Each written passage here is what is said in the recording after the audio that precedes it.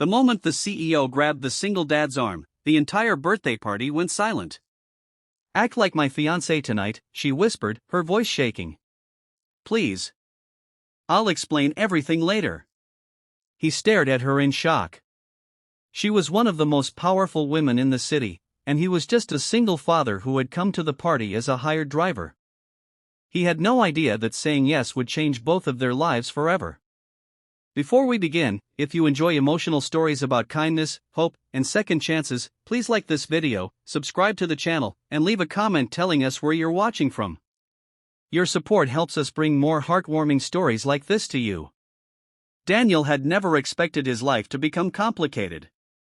At 38, he was a single father raising his 8-year-old daughter, Lily. His wife had passed away several years earlier, leaving Daniel to become both a mother and father to their little girl. Life was not easy. Daniel worked wherever he could. During the day, he repaired cars at a small garage. In the evenings, he sometimes worked as a driver to earn extra money. Every dollar he made had a purpose. Rent, food, school supplies, and Lily's dreams. Daniel often told his daughter that they might not have everything, but they would always have each other.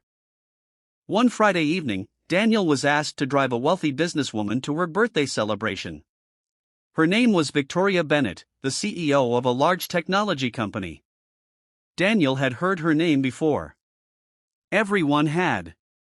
Victoria was known for being successful, intelligent, and extremely private. Newspapers often wrote about her business achievements, but almost nothing was known about her personal life. That night, Daniel arrived at a beautiful mansion where the birthday party was being held. Luxury cars filled the driveway. Guests wore expensive clothes. Waiters carried trays of food and drinks through the enormous house. Daniel stood outside near the entrance, waiting for Victoria to finish her celebration. But something was different about her that night. She looked nervous. Very nervous. Daniel noticed her standing alone near a window, staring at the guests. "Are you okay, Miss Bennett?" he asked politely. Victoria turned toward him. For a moment, she looked like she might cry.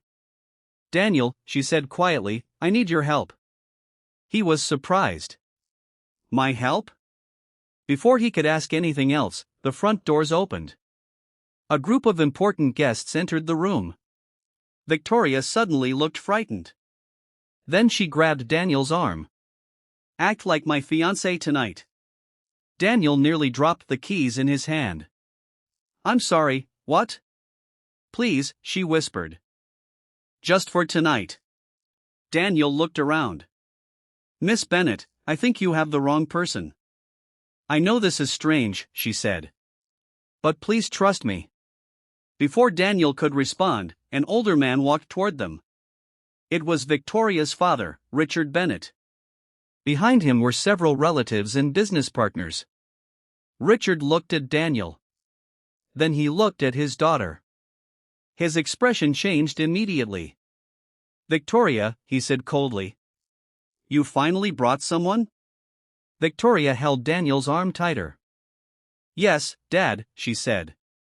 "This is Daniel. My fiancé." Daniel's eyes widened. Richard stared at him.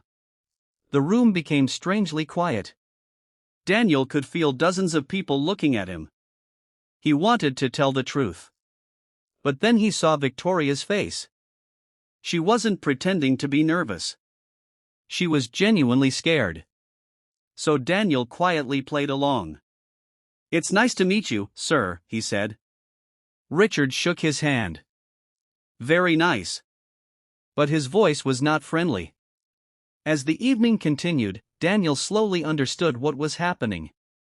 Victoria's family had been pressuring her for years to marry someone from their social circle. They believed a CEO should have a perfect life, a perfect partner, and a perfect image.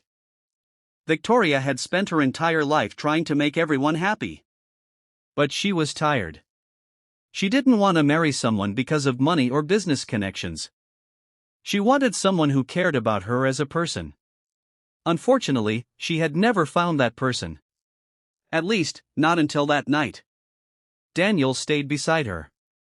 He didn't pretend to be rich. He didn't tell impressive stories. He simply treated her with respect. When Victoria looked uncomfortable, he quietly asked if she was okay. When she was nervous, he reminded her to breathe. And when a waiter accidentally spilled a drink near her dress, Daniel immediately helped clean the table without making anyone feel embarrassed. Victoria noticed every little thing. Later that evening, Richard approached Daniel privately. "So," he said, "what do you do?" Daniel hesitated. "I work at a small auto repair shop." Richard raised an eyebrow. "And that's all?" Daniel looked at him calmly. "No, sir. I'm also a father." Richard seemed confused. Daniel smiled. "I have an 8-year-old daughter. She's the most important person in my life." For the first time that evening, Victoria smiled. Richard walked away without saying anything. A few minutes later, Daniel noticed Victoria sitting alone on the balcony. He joined her. "You don't have to keep pretending," he said. Victoria looked at him. "I'm sorry." "You don't need to apologize. I put you in a very strange situation." Daniel laughed softly. "Yes, you did." Victoria laughed too. Then her smile disappeared. "I just wanted one night where I wasn't treated like a business deal." Daniel understood. He knew what it felt like to be judged by circumstances. People often looked at him and saw a poor single father. They didn't see the nights he stayed awake worrying about bills. They didn't see him working extra hours so Lily could stay in school. They didn't see how many times he had sacrificed his own needs for his daughter. So Daniel said something Victoria would never forget.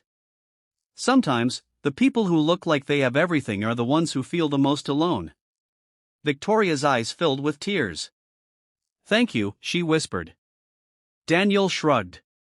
"Everyone deserves someone who listens." That simple kindness changed something inside Victoria. The party ended late that night. Before Daniel left, Victoria asked him to wait. She handed him an envelope. Daniel immediately shook his head. "No. I can't accept this." "It's not payment," she said. He looked confused. "Then what is it?" "It's a gift." Daniel still refused. Victoria smiled. "Then give it back to me tomorrow." Daniel looked at her. "Tomorrow?" "Yes. Come to my office tomorrow morning. I want to talk to you about something." The next morning, Daniel arrived at Victoria's company. He expected another business conversation. Instead, Victoria offered him a job managing the company's transportation department. The salary was far better than anything Daniel had ever earned. Daniel was speechless. "Why me?" he asked. "Because last night I watched you treat everyone with kindness when you had nothing to gain from it." She paused. "You didn't care that I was a CEO. You cared because you thought I was hurting." Daniel accepted the job. But the story didn't end there. Over the next year, Daniel's life slowly changed. He was able to move into a better home with Lily. He could finally afford the things he had once considered impossible. But Daniel never forgot where he came from. Whenever he saw someone struggling, he helped. And Victoria changed too. She became less focused on what people thought about her and more focused on how she could help others. 1 year later, Victoria celebrated another birthday. This time, the party was very different. There were no fake relationships. No family pressure. No pretending. Daniel and Lily were there as real friends. When Victoria blew out the candles, she looked across the room at Daniel. She smiled. She knew that the best gift she had ever received wasn't expensive jewelry or a luxury car. It was kindness. A simple conversation. A helping hand. And a man who had shown her that sometimes, the greatest people in life are not the ones with the most money or power. They are the ones who choose to care. Daniel had entered her birthday party as a stranger. He left as someone who had reminded her that she was more than her title. And Victoria had entered that night feeling completely alone. She left with hope. Sometimes, kindness doesn't require money. It doesn't require fame. It doesn't even require knowing the perfect thing to say. Sometimes, kindness is simply noticing that someone is hurting and choosing not to walk away. So the next time you see someone who looks tired, lonely, or afraid, remember Daniel's story. A small act of kindness may seem insignificant to you. But to someone else, it might be the reason they believe in people again.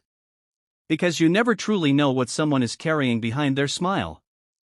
And sometimes, the person who needs kindness the most is the one who seems to have everything. Be kind. Listen. Help when you can. And never underestimate the power of one caring heart. Because one small act of kindness can change a life, and sometimes, it can change two.